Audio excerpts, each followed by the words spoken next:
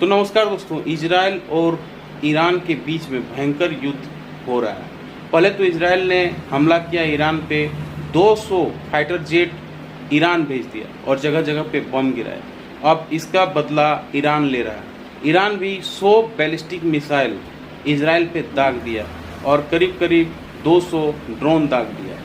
इससे इजराइल में तबाही का मंजर देखने को मिल रहा है। अब सवाल ये उठता है कि इस तरह का युद्ध क्या तीसरे विश्व युद्ध की शुरुआत हो रही है?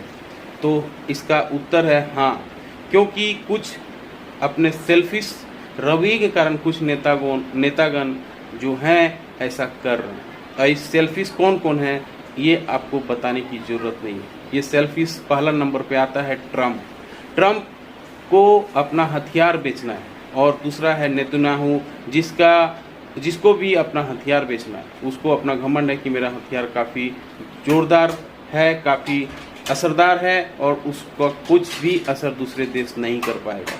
लेकिन हो रहा है उल्टा। उसके ड्रोन्स, आयरन डोम कुछ भी काम नहीं कर रहे हैं, एयर डिफेंस सिस्टम काम नहीं कर रहे हैं और बैलिस्टिक मिसाइल उसके रिहायशी इलाकों पर गिर रहे हैं। अब ऐसा हो क्यों रहा है?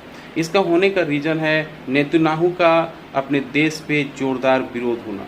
जब भी किसी भी नेता का अपने देश पर जोरदार विरोध होता है, उसका चुनावी संग्राम में दिखता है कि वो हम हारने वाले हैं, तब ये लोग क्या करते हैं, युद्ध का सहारा लेते हैं और युद्ध का सहारा लेके लोगों को ध्यान भटका देते हैं कि हम युद्ध कर रहे हैं ईरान से।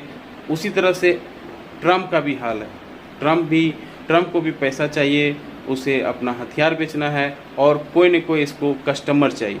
तो इसका कस्टमर अब बन गया है इजराइल, ईरान। अब ये दोनों को माल बेचेंगे। पहले तो इंडिया पाकिस्तान को माल बेचे, अब ये ईरान इजराइल को माल बेचेंगे।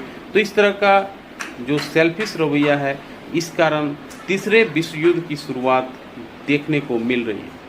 हालांकि इजराइल ने हमला ये बोल के किया कि ईरान परमाणु बम बना रहा है और हम उसे परमाणु बम बनाने नहीं देंगे। लेकिन संप्रभुता पर अगर कोई हमला करेगा तो उसका हमला भी आपको सहना पड़ेगा। अब नेतन्याहू क्या हुआ है कि अपना देश छोड़ के भाग गए हैं कोई सेफ जगह पे अपने परिवार के साथ। तो ये हाल हो गया है इजराइल का और ईरान का। पूरे देश, पूरे विश्व भर में अभी तबाही का मंजर देखने को मिल रहा है।